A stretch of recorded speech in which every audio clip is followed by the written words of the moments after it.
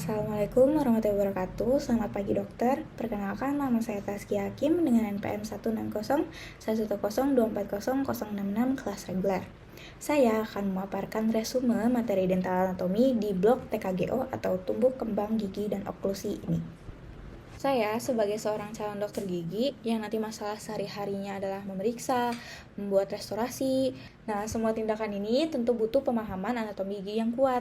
Jadi bisa dibilang dental anatomi ini merupakan materi yang paling dasar. Jadi gigi itu terdiri dari dua bagian utama, ada mahkota dan akar. Di mahkota itu ada enamel, dentin, pulpa. Nah, dari anatomi umum tersebut, gigi kita juga punya bagian-bagian kecil yang punya nama dan fungsi masing-masing. Misalnya yang pertama itu ada cusp. Cusp itu merupakan tonjolan kecil di permukaan gigi yang bantu kita mengunyah makanan. Yang kedua ada tubercle. Tubercle itu jadi semacam tonjolan kecil yang lebih sering kita temuin di gigi anterior anak-anak. Nah, selanjutnya itu ada cingulum. Cingulum itu kayak gundukan kecil di bagian belakang gigi rahang atas.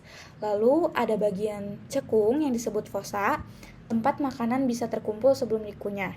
Nah, di tengah-tengah fossa itu ada pit atau titik kecil dan juga sulcus atau alur atau lekuk yang bisa jadi tempat sisa makanan nyelip kalau nggak bersih sikat giginya.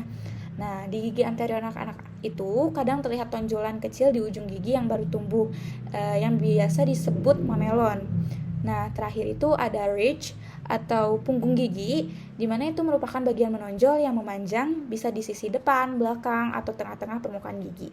Sekarang, gimana caranya dokter gigi ngenalin gigi satu-satu? Kan manusia tuh punya banyak gigi. Nah, jadi ada beberapa sistem penomoran.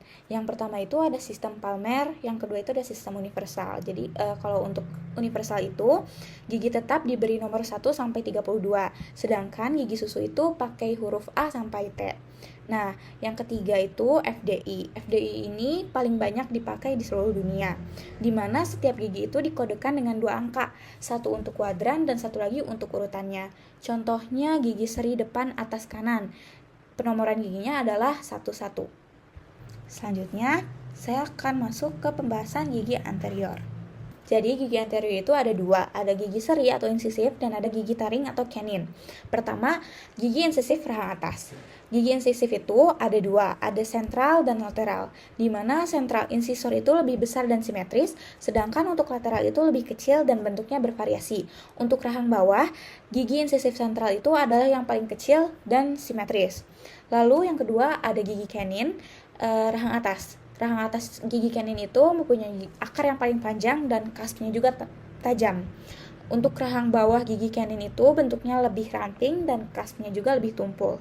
Nah, ciri khas gigi anterior itu cingulum, ridge, dan tepi insisalnya itu tajam untuk memotong makanan.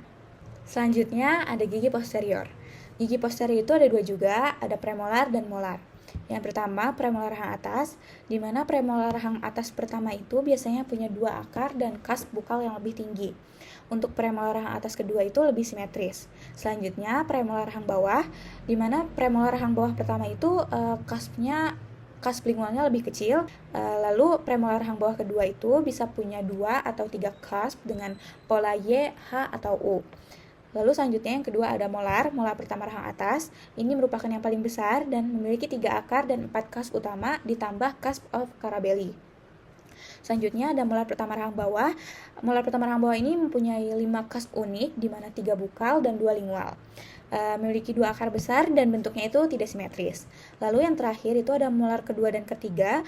Molar kedua ketiga RA itu rahang atas itu bentuknya lebih bervariasi dan akarnya itu lebih rapat atau melengkung. Nah, selanjutnya itu ada molar kedua dan ketiga rahang bawah. Ini bentuknya simetris dengan pola plus di atas. Yang ketiga itu bentuknya tidak teratur. Sekian resume materi dental anatomi blok tumbuh kembang gigi dan oklusi atau TKGO dari saya. Terima kasih dan mohon maaf apabila ada kekurangan. Wassalamualaikum warahmatullahi wabarakatuh.